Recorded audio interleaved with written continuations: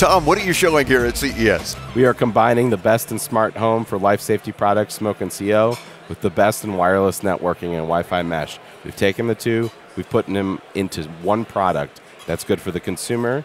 We're working with the retailers. We're actually working with the home builders. So you never have to think about the two separately again. Excellent. Tell me about Onelink and why does it make it so different than any other product like it? Well, when you think about it, we have this footprint in American households that no one else has. Yeah. So upwards of 40 to 50% of houses are hard-lined.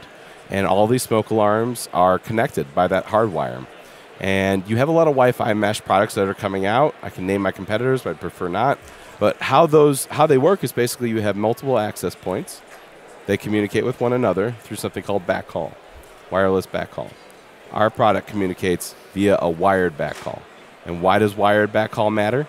Because over, let's say you got a 3,000 square foot home or a 5,000 square foot home, over that distance, that signal degrades.